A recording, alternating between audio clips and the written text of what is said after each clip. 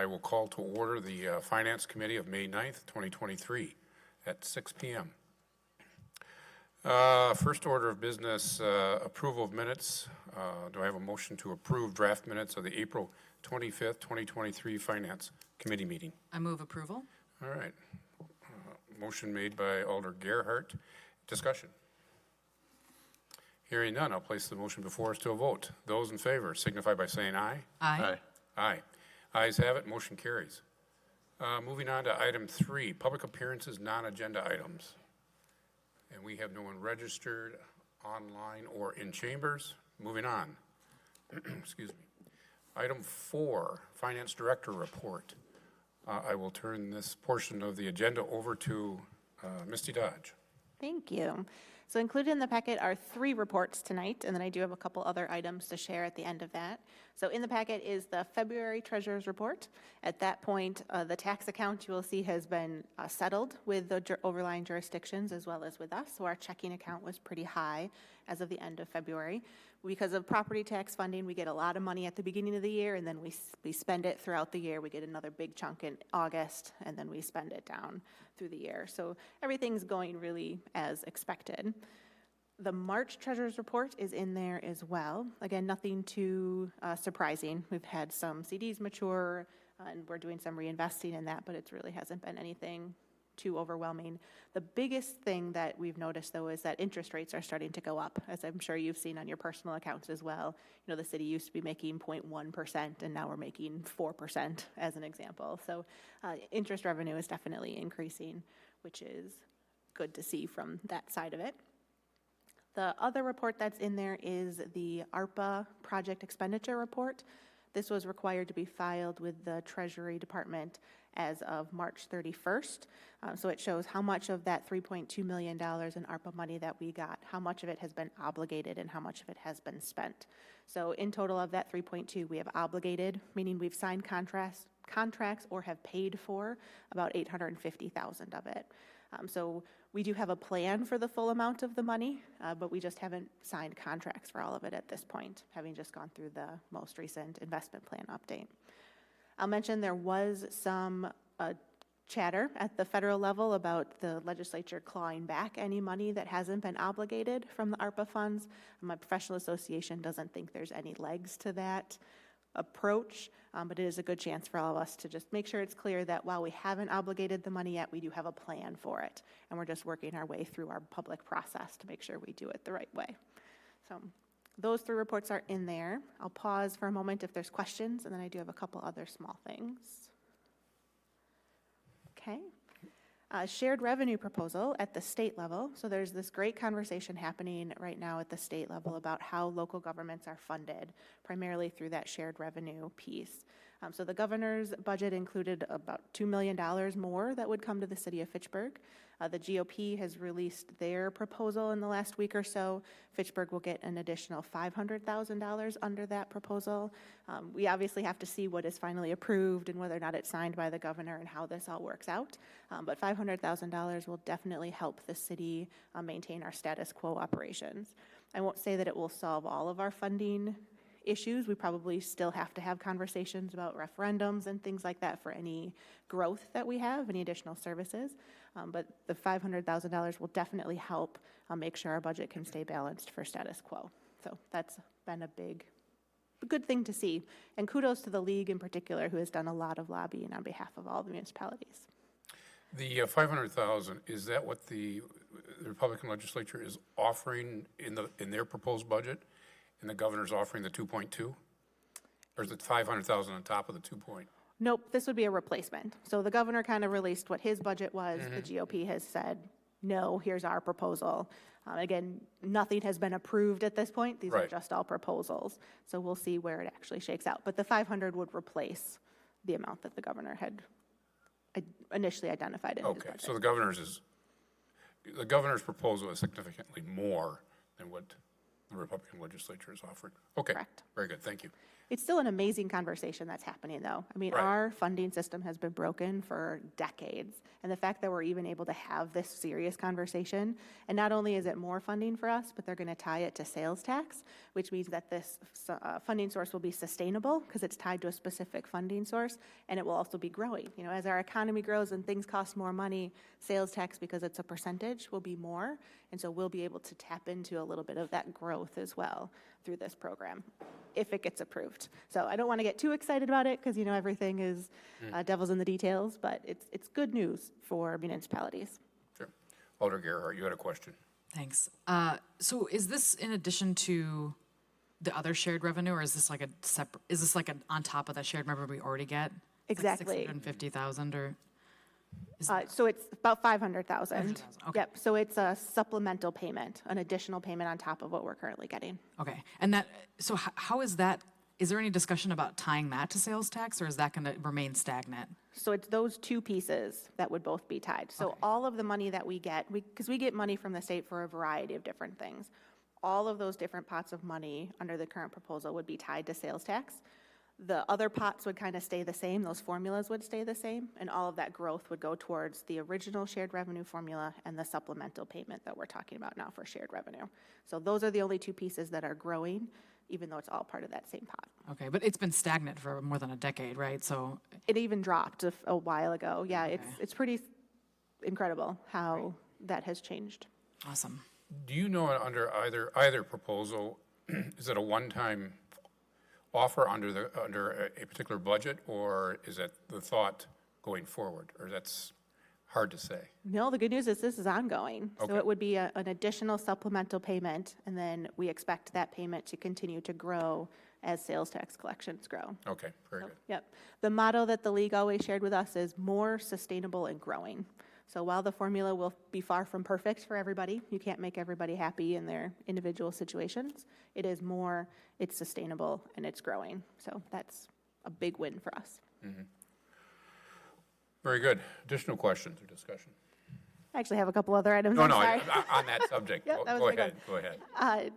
We are working on the different TIDs. So there's the TID 10 amendment and 2 TIDs that we're talking about creating. You guys will start seeing that in July and August. I'm pulling that information together. We did get a draft of the apportionment from the town of Madison, from the city of Madison. Still need to work through some of the details, but it looks like the net amount is going to be a payment to us, so that was good to hear. My plan would be to treat that similar to the sale of City Hall, where we park that into that CIP project for town stuff, because we know we have a lot of infrastructure needs in that area that we took over. That'd be a great funding source for some of those. So still working through some of those final details, so I don't have an exact number, but it should be in that $200,000 range of the net cash that we get from the town. So considering I was nervous about whether or not we'd have to owe, I figure that's a pretty good thing. And then the next Finance Committee meeting, I am actually going to be absent. I will be at a conference. So Robert, the new accountant, will be here in my place. Be good to him, please. He will be able to do the report and answer some questions for you. If you do have questions on agenda items, though, if you could email them to him ahead of time, he'd really appreciate that. And then I'm scheduled for the Committee of the Whole the next day, which I'll do from Zoom. So you get to hear me talk about the CIP and the financial policies that we have in a couple weeks. That is it. Very good. Oh, Alder Gerhart, go ahead. Going back to the TIDs, the goal is to get that in before the August equalized value valuation, is that? So not exactly. So we want it to be in that window. So it's going to go to the July Plan Commission, but then it'll be finally approved by the Joint Review Board in August after those amounts are released. But we're still doing fine as far as those magic dates, if that's what the concern is. And do we expect that it, because we're probably far under the 12% threshold at this point with the closure of those 2 TIDs. Exactly. So we've got plenty of room to, okay. Yep. So we have TID 6 that we closed last year, TID 4, which was a big TID for us that we just closed, and then TID 15 is working its way through the process to close. So, Okay. yeah, plenty of capacity there. Great, thanks. Question. Okay, anything additional to add? That was it. Thank you so much. All right, you're welcome. Additional discussion or questions from the committee before we move on? Seeing none, we will move on to item 5, review of bills. 5A, detailed review of checks for $10,000 and above for the period of April 16th through the 30th, 2023, totaling $1,665,421.78. Questions from the committee or discussion? Hearing none, we will move on to item 5B, detailed review of all checks issued, checks 125090 through 125140 for the period of April 16th through the 30th, 2023, totaling $1,723,933.78. Questions, discussion? All right, hearing none, moving on to item 5C, detailed review of ACH payments for $10,000 and above for the period of April 1st through the 30th, 2023, totaling $530,901.17. Discussion, questions from the committee? Hearing none, moving on to 5D, detailed review of all ACH payments for the period of April 1st through the 30th, 2023, totaling $537,570.21. Questions? Discussion? All right. Hearing none, that concludes the review of bills under item 5. Moving on to item 6, action items. The first action item, 6A. Do I have a motion to move Resolution R-84-23, amending the 2023 Park Fee Fund Budget, additional pickleball court amenities? I move approval. All right. Motion for approval made by Alder Wheeler. And you're looking at Scott. I'm guessing Scott's going to speak to this item? Yes, he is. All right. Go ahead, Scott. You have the floor. Thank you kindly. This is a budget amendment proposal, and as we continue to work on our pickleball property, what we're looking to do is add some additional slats that would go into the fences, which help reduce the wind that go on the courts. We're also proposing to create a little bit of a patio. A lot of the pickleball participants that gather on the east side of the courts. So we're looking to do a bit of a concrete patio running north and south on the east side of the courts, and then also to purchase some picnic tables. Currently, they have the regular park picnic tables there, which are the wooden slatted picnic tables, but we're looking to get more substantial picnic tables there, similar to the ones that we have at the splash pad. And this would require a 2/3 vote, as Misty has indicated in the referral. Very good. Thank you, Scott. I'll open it up now for discussion from the committee. Alder Gerhart, go ahead. Yeah, it sounds like some nice amenities, and I know that those courts are really well used. My main question is about the process. So I'm curious why, for some parks, we require outside fundraising to add amenities, and for some parks, we just allocate park funds. So the thing that's coming to mind specifically is the inclusive playground. All of those extra amenities, the screens, the benches, the picnic tables, those all had to be fundraised from the community in order to add those. Was there discussion about having something like this for the pickleball courts, or was that never on the table? I can respond to that. The Pickleball Association group have actually raised some funds and donated some other amenities. They purchased some paddleball racket, or there's holders for the paddleball rackets. They've also done a storage facility there, so they are participating in helping to build the amenity, if you would. But certainly, I think that's a legitimate question as we continue to work on the implementation and development of the pickleball courts.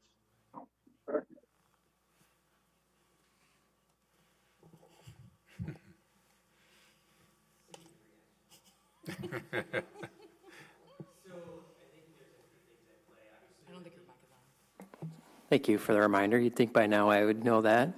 George was probably like, hey, could you turn your mic on? There he is. So a couple of thoughts on that. So I wasn't here during the time when the inclusive playground was first put forth, but my understanding is when that did come forth, that the agreement or arrangement that the city made with an outside group was that that would be a 50-50 split to even bring that project forward. And I think a contrasting difference here is that the city committed to building pickleball courts. And I think we've learned through this process that perhaps there were things that weren't originally included in the design that perhaps may have needed to be included. Things like the wind sliding to knock down the wind, since that ball is pretty light. I understand that any wind over 10 miles an hour makes the courts unplayable without the wind sliding. If you'll notice, there isn't a lot of concrete around the pickleball courts as it stands now. There is a couple of areas where folks can enter, so there's concerns with mud, wearing and tearing on the grass, and those sorts of things. And then obviously, it's my understanding from one of the members of the Pickleball Association that one of the wooden picnic tables actually collapsed during the last season when some folks were sitting on it. Fortunately, no one was injured. So I think the city, at least city staff, is viewing these amenities as things that perhaps could have or should have been included in the original project that, for whatever reason, were not. So we're trying to make those enhancements while we're still fresh here. Go ahead, Alder Gerhart. Thanks. I don't have any problem with the pickleball. Like, I think it's great. I think we should make those courts usable and make it possible to have games there and have the people that use it be comfortable. I totally agree with that. The problem I have is just that why, for some projects, do we say, no, we have to have fundraising, and why other projects, it comes straight to council, no problem, it just flies through. I just don't understand that difference. And I would argue that the inclusive playground amenities that had to be fundraised for were very essential. That gets direct sunlight in summer. If there's no shading, I think that's quite an important amenity, especially given the nature of the inclusive playground. So I just thought it was notable. I have no issue with the amenities, and I have no issue with adding them and paying for them. It's just something that I think is notable, and I'm not sure why the projects are treated differently in that way.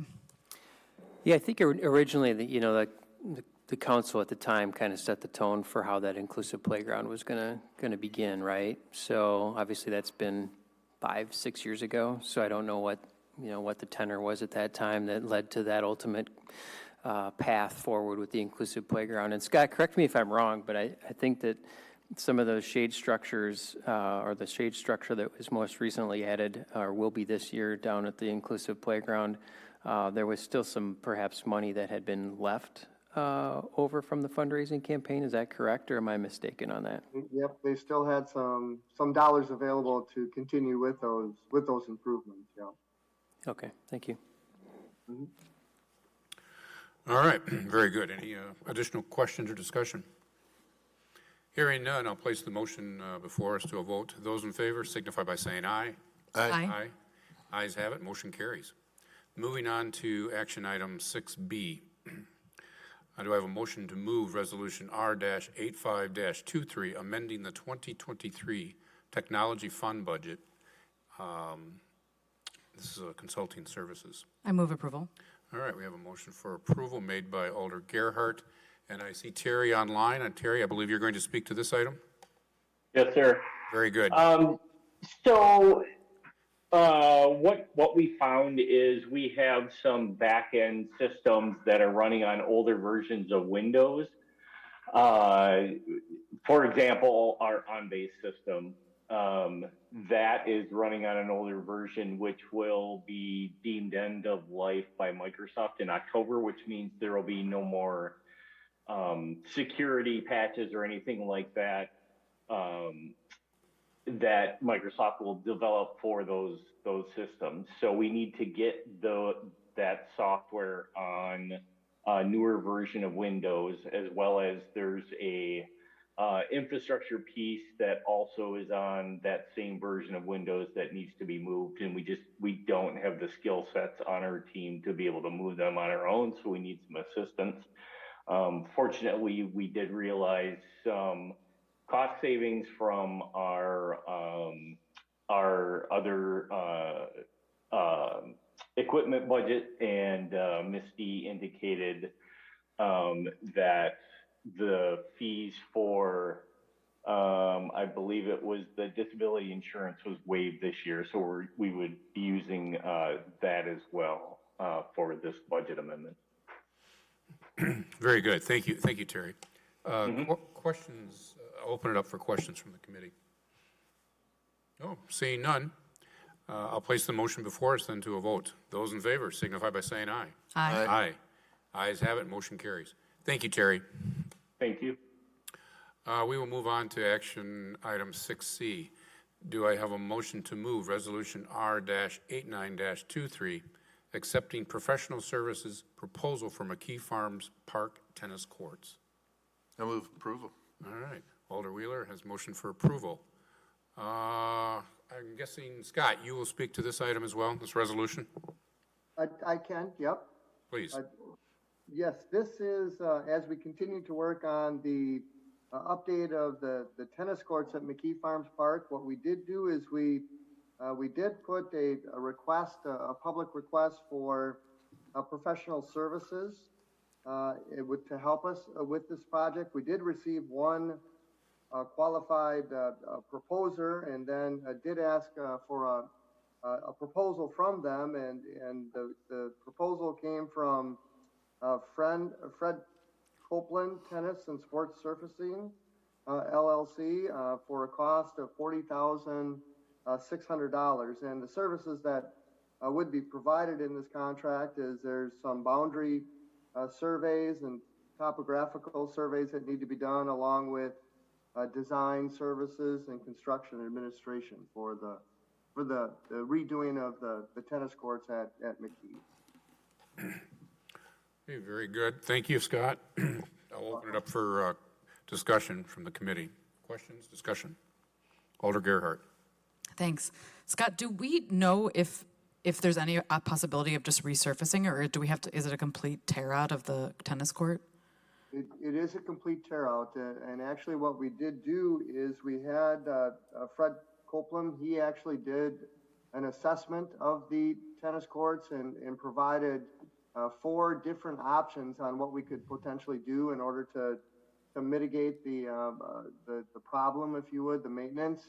And staff did review those and are feeling that the best, most cost-effective over the long haul treatment is Pro Bounce surface that we're looking to install there, and it's appears to be about a 30 to 35 year life expectancy for the courts or for this type of surface. So we did do an evaluation of it, and like I say, we thought about it and discussed it pretty thoroughly, and this is the staff recommendation for the project. That's fabulous. Is there going to be a warranty on those materials, or is there any way that we can protect ourselves from? Yeah, I would suspect there's got to be something there, Gabriella. I don't know if it's a 30-year warranty or what it might be, but certainly we'll take that. We'll definitely take that into consideration. Great, thanks. But again, and maybe if I might, it really is kind of the theme of Mayor Richardson. What he tried to do is, with the pickleball courts, we're trying to get a replacement fund going through the CIP.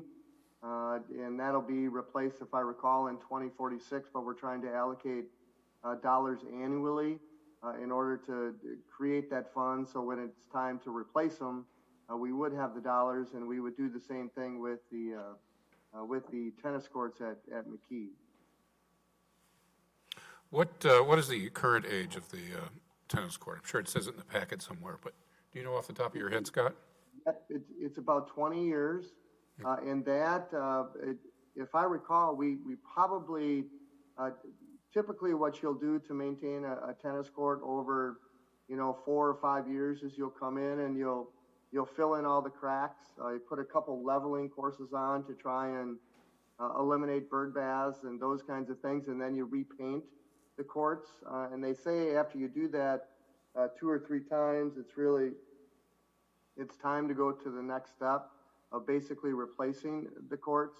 So that's really where we're at with with the courts at McKee and kind of factored into our recommendation for this kind of surface. Very good. Sounds like the new surface, though, we should get a longer life out of it. Yeah. 35 versus 20. All right, further discussion, questions? Hearing none, I'll place the motion before us to a vote. Those in favor signify by saying aye. Aye. Aye. Ayes have it, motion carries. Moving on to the next action item, which is 6D. Do I have a motion to move Resolution R-96-23, authorizing a contract with Pale Blue Dot LLC for City of Fitchburg Sustainability Plan, and this is a direct referral. I move for approval. All right, we have a motion for approval made by Alder Gerhart. And who is speaking to this tonight? Misty? You've got me, and I'm hoping Gabriella can help fill in some gaps through the RCC meetings. So the sustainability plan was budgeted through the 2022 budget and an amendment that council approved in 2022 for a total of $50,000. Staff put together the RFP. They got 5 responses back. They interviewed the different vendors, and they selected Pale Blue Dot as the vendor that they would recommend for purchase. So the contract is within the budgeted amount, and it seems to be within the scope of what was intended. Very good. Yes, Alder Gerhart. Yeah, Go ahead. we wanted to add some more things. The RCC, we discussed this last night. Some interesting things about the group is they've done sustainability plans all over the place, many, many dozens, all of which will have access to both the development of those plans and the ordinances that were developed, also the outcomes of the other cities and how they're implementing them. So we have a lot of actual actionable information. The other interesting thing about the contract is it's not billable hours, it's outcome based. So they're promising us these certain outcomes, and as much time as it takes to get there is what happens. Also, when I went to the sustainability conference last year, Pale Blue Dot was there, and they presented and they talked about a sustainability plan, and I recall being very impressed with their process and their community engagement focus. I was to be honest, I was kind of blown away by that presentation, and I was like, ooh, I hope we can get something like that when we do our sustainability plan. So I was really happy to see their name as the one that was chosen. I know they took it really seriously. We had several. I think they had 5 serious proposals, all of which were strong, but this one was by far the strongest contender. So I'm really excited about the process. I think it'll be a really good group to do this. Very good, very good. Additional questions or discussion? All right, hearing none, I'll place the motion before us to a vote. Those in favor signify by saying aye. Aye. Aye. Ayes have it, motion carries. Moving on in our, under action item 6E, do I have a motion to move Resolution R-97-23, approving the 2023 Dane County contract for Senior Center Nutrition and Case Management Services? I move approval. All right, and this is a direct referral. I have a motion for approval made by Alder Wheeler. Misty, are you speaking to this as well? I am. So this is the annual grant that we receive from Dane County in order to provide senior center nutrition and case management services through our senior center. You guys did already approve this contract back at the end of 2022 for the 2023 calendar year. We got into some legal hiccups, some negotiation that needed to happen on the contract side. We've now come to an agreement on the contract that both Dane County is happy with as well as our city attorney. And so now we have to bring it back to you because that contract changed from what was originally approved. So other than that, it's the same money that we always received. Was this did we approve this back in 2022? Yes. Well, either the end of 22 or maybe it got referred and then acted in January, but Yeah. right around the beginning of the I year. remember we had conversation and moved it forward. It doesn't seem that far back as January of 2022, but maybe, Oh, I'm sorry, January 2023. okay, So December of 22, January 23, got it. in that kind of. It does seem a little fairly recent. Additional questions or discussion? Hearing none, place the motion before us to a vote. Those in favor signify by saying aye. Aye. Aye. Ayes have it, motion carries. Concludes our action items. Moving on to item 7, announcements. The next Finance Committee meeting is scheduled for May 23rd, 2023. And number 8, adjournment. Do I have a motion to adjourn? So moved. All right, motion for adjournment made by Alder Gerhart. All in favor signify by saying aye. Aye. Aye. Ayes have it, motion carries. We are adjourned at 6:30 PM. Thank you.